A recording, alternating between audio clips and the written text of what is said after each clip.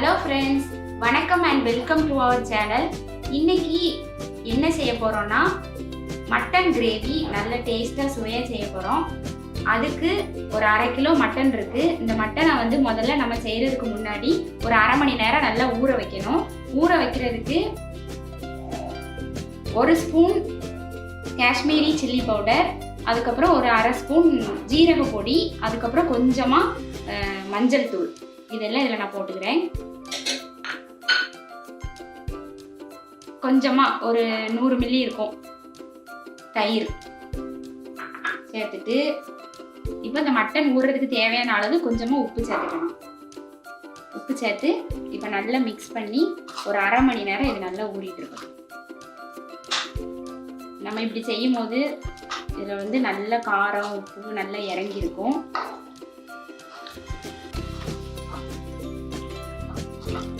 சாப்பிடும் போதுமே இந்த டேஸ்ட் வந்து நல்லா இருக்கும்.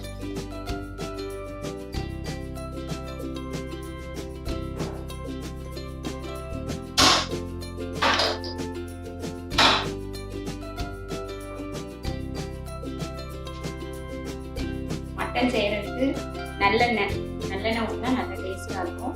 அதனால் மேக்ஸிமம் நான்வெஜ் செய்யறதுக்கு நல்லெண்ணெய் ஓரளவு கொஞ்சம் ஓரளவுக்கு நல்லா ஊற்றிக்கலாம். ஊற்றி அது கொஞ்சம் நல்லா சூடாகும். எண்ணெய் நல்லா சூடாயிட்டு அதில் வந்து பட்டை, ஒரு அன்னாசி பூ, கொஞ்சமாக கடற்பாசி, 2 ஏலக்காய், 2 கிராம்பு நல்லா வதக்கிடுவோம்.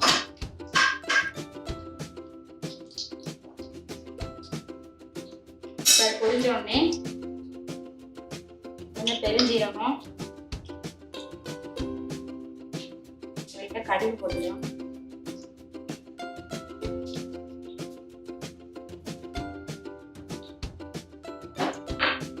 கறிவேப்பிலை,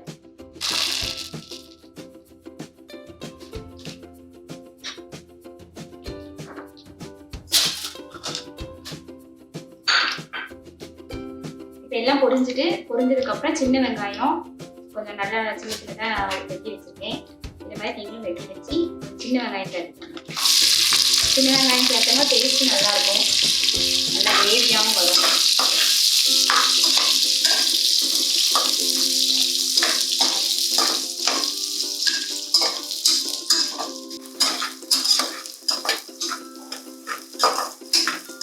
வெங்காயம் நல்லா வதங்கினதுக்கப்புறம் இஞ்சி பூண்டு பேஸ்ட்டு ஒரு 2 ஸ்பூன் போட்டு அதையும் வதக்கலாம். இஞ்சி பூண்டு வதக்கும் போது நல்லா சிம்மில் வைக்கணும், ஏன்னா அடிக்கடி அந்த பச்சை வாசம் போகிற வரைக்கும் நல்லா வதக்கி எடுக்கணும்.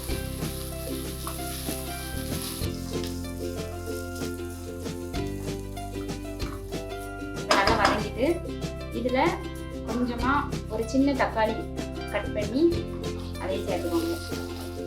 எப்போதுமே தக்காளி போடுறதுக்கு முன்னாடி தான் இஞ்சி பூண்டு பேஸ்ட் போடணும். தக்காளி போட்டதுக்கு அப்புறம் போட்டோம்னா ஒழுங்கா தக்காளி வதங்காது. அதனால இஞ்சி பூண்டு போட்டதுக்கு அப்புறம் தக்காளி போட்டு இப்போ அதையும் நல்லா வதக்கி எடுக்கணும். வதக்கி எடுக்கிறதா இருக்கு குழம்போட டேஸ்டே.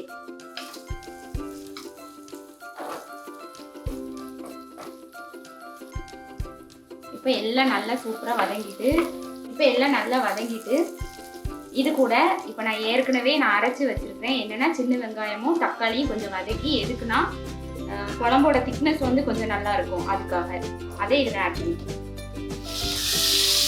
அதையும் சேர்த்துட்டு நல்லா இந்த எண்ணெய் கூட போட்டு நல்லா வதக்கினா டேஸ்ட் நல்லா இருக்கும். இந்த ஸ்டேஜில் ஒரு 2 ஸ்பூன் மல்லிப்பொடி, 1/2 ஸ்பூன் மட்டன் மசாலா இதை இதில் சேர்த்துக்கணும்.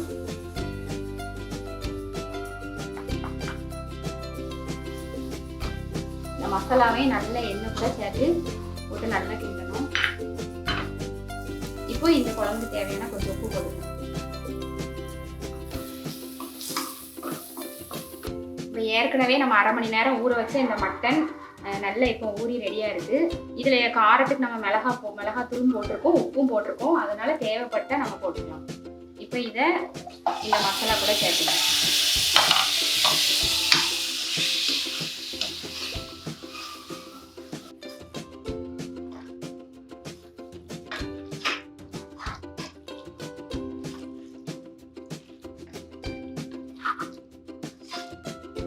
மட்டனை போட்டு ஒரு 2 நிமிஷம் ஆனவுடனே அதுலேருந்து கொஞ்சம் தண்ணி விட்டு பிரிஞ்சு வரும்.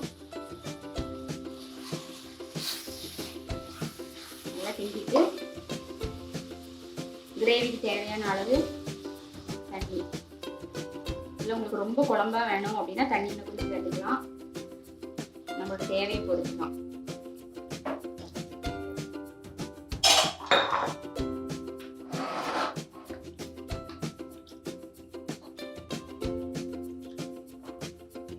இப்போ குக்கரை நல்லா மூடி ஒரு 5 விசில் வைக்கணும். 5 விசில் வச்சு நல்லா வேக வச்சு எடுத்துக்கணும்.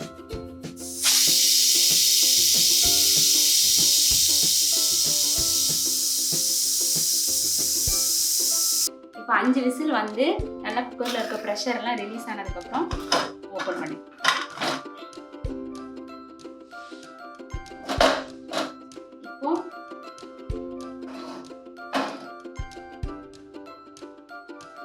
மூடி போடாமல் ஒரு 5 நிமிஷம் நல்லா இந்த கறியை நல்லா கொஞ்சம் வேக விடுவோம். நல்லா வெந்து தான் இருக்கும். ஆனாலும் இப்படி வைக்கும்போது தான் இன்னும் அதில் இருக்கக்கூடிய ஜூஸ் எல்லாம் நல்லா குழம்புல இறங்கும். லாஸ்ட் இந்த ஸ்டேஜில் காரத்துக்கு கொஞ்சம் மிளகுத்தூள் போட்டுக்கலாம். மிளகுத்தூள் போட்டிங்கன்னா இன்னும் நல்லா இருக்கும். லாஸ்ட் அந்த ஃப்ளேவர் வந்து அதில் இறங்கி நல்லா மணமாக இருக்கும்.